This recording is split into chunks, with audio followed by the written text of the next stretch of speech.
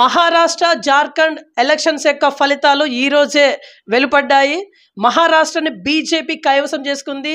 జార్ఖండ్‌ని కాంగ్రెస్ కైవసం చేసుకుంది. అయితే ఇక్కడ ఒక విషయం ఉంది. బీజేపీ శ్రేణులు మొత్తానికి మొత్తం 10 సంవత్సరాల వరకు మమ్మల్ని టచ్ చేసే నాదుడే లేరు అంటా ఉంది.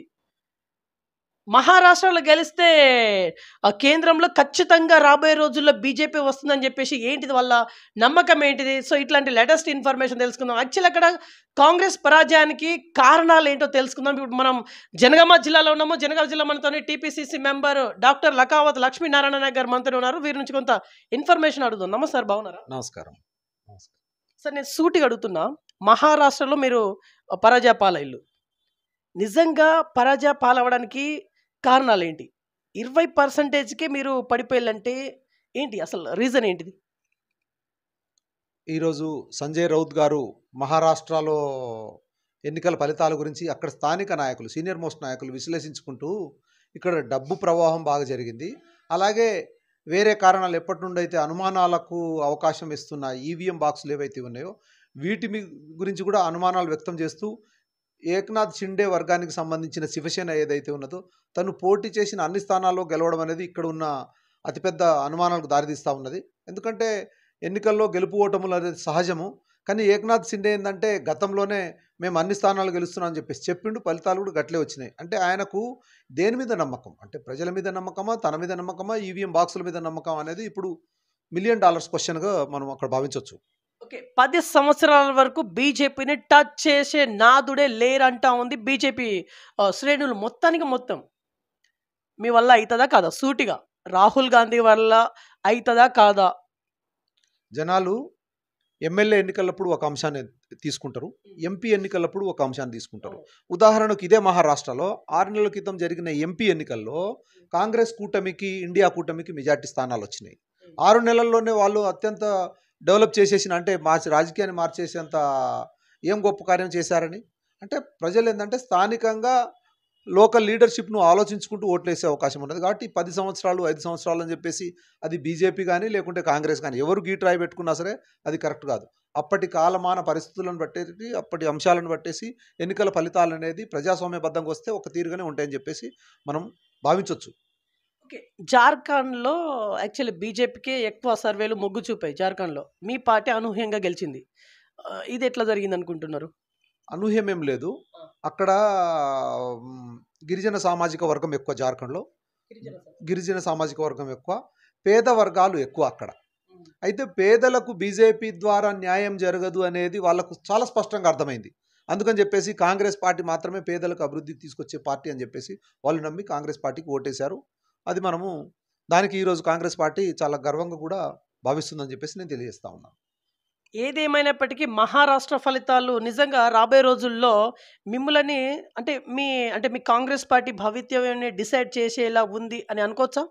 ఇప్పటి మహారాష్ట్ర ఫలితాలు మేము ఎప్పటి నుండో కాంగ్రెస్ పార్టీ తరఫున ఎప్పటి నుండో అంటున్నాము. ఈరోజు ఇవే ఫలితాలు ఒకవేళ బ్యాలెట్ పేపర్ ద్వారా వచ్చి ఉంటే ఖచ్చితంగా మేము దాన్ని ఈరోజు పూర్తి స్థాయిలో మేము కూడా బీజేపీకి మేమే చాలా అభినందనలు తెలియజేసేవాళ్ళం. కానీ మళ్ళీ క్వశ్చన్ మార్క్, వాళ్లకు ప్రజల మీద అంత నమ్మకం ఉన్నప్పుడు, వాళ్ళ పార్టీ మీద అంత నమ్మకం ఉన్నప్పుడు ఒక శాంపుల్గా ఈ బ్యాలెట్ బ్యాగ్స్ ద్వారా ఎందుకు ఎలక్షన్ కండక్ట్ చేయలేదు, ఈవీఎం బాక్సుల ద్వారా ఎందుకు కండక్ట్ చేసారు అంటే జనాలందరికీ, దేశం మొత్తానికి కూడా ఒక నమ్మకం వచ్చేది కదా. ఈరోజు ఆర్టిఫిషియల్ ఇంటెలిజెన్స్ ఏ స్థాయికి పోయిందంటే మనము ఇక్కడ నుండి ఆర్డర్ ఇస్తే మనం జర్నీ చేసుకుంటూ వచ్చేసి అక్కడ నుండి వైఫైలో నుండి ఆర్డర్ చేస్తే ఏంటంటే ఇంట్లో ఫ్యాన్ చేసి ఆన్ చేసి పెట్టేస్తుంది జస్ట్ వాయిస్ కమాండ్తోని. ఈరోజు ఆర్టిఫిషియల్ ఇంటెలిజెన్స్ ఉన్న ఒక రోబో, పిల్ల రోబో 12 రోబోలను దొంగలించిందని చెప్పేసి మనం మొన్న పేపర్లో గమనించినాం. ఇదే ఈవీఎం బాక్సులు కూడా ఎలక్ట్రానిక్ మెషిన్సే కదా. సో వీటిని కూడా వాయిస్ కమాండ్తో కూడా ఫలితాలు తారుమారు చేయి ఈవీఎం బాక్సు అని చెప్పేసి, అంటే అది తారుమారు చేయొద్దని చెప్పేసి గ్యారెంటీ ఏమున్నది? సార్, ఇక్కడ ఇంకో క్వశ్చన్ వస్తూ ఉంది బయట. నిజంగా అంటే మీరు గెలిస్తేనేమో ఈవీఎం ట్యాంపరింగ్ జరగదు, ఓటమి పాలైతేనేమో జరుగుతుంది అనేది ఇక్కడ మేజర్గా బయట వస్తున్నటువంటి ఒక టాక్. అంటే ఇక్కడ బీజేపీ గెలిస్తే ఈవీఎం ట్యాంపరింగ్ అంటున్నారు, మీరు గెలిస్తేనేమో ట్యాంపరింగ్ జరగట్లేదు అంటున్నారు. దీనికి ఒక క్లారిటీ ఇవ్వండి. ఇక్కడ కాంగ్రెస్ గెలుపు కానీ బీజేపీ గెలుపు కానీ ఇది ఈవీఎం సంబంధించింది కాదు. ఇక్కడ ప్రజాస్వామ్యం గెలవాలి అనేది అంశం. ప్రజాస్వామ్యం అంటే మెజారిటీ ప్రజల అభిప్రాయాలు, వాళ్ళు ఏదైతే వాళ్ళు బ్యాలెట్ బాక్సులు వేశారు చూడు, అదే ఫలితాల్లో ఖచ్చితంగా కనిపించాలి. ఈవీఎంల మూలంగా ఎలక్ట్రానిక్ సిస్టమ్ రావడం మూలంగా ఈరోజు ఆర్టిఫిషియల్ ఇంటెలిజెన్స్ చాలా అత్యధికంగా పెరిగిపోవడం మూలంగా లోపల చిప్పు కూడా గతంలో చిప్పు మార్చేసి పెట్టిరేమని చెప్పేసి ఒక డౌట్ ఉండేది. ఇప్పుడు ఆర్టిఫిషియల్ ఇంటెలిజెన్స్ వచ్చేసిన తర్వాత వాయిస్ కమాండ్తోనే మనం మా ఫలితాలు తారుమారు చేయొచ్చు అని చెప్పేసి ఈరోజు చాలా స్పష్టంగా ప్రపంచ దేశాలన్నీ మొత్తుకుంటున్నాయి. రేపు బీజేపీకి కూడా ఇటువంటి కష్టం నష్టం వస్తే వాళ్ళు కూడా గిట్లే మొత్తుకుంటారు. కాబట్టి ప్రజాస్వామ్యం గెలవాలి ఇక్కడ. కాంగ్రెస్ పార్టీ కానీ బీజేపీ కానీ లేకుంటే వేరే పార్టీ కాదు.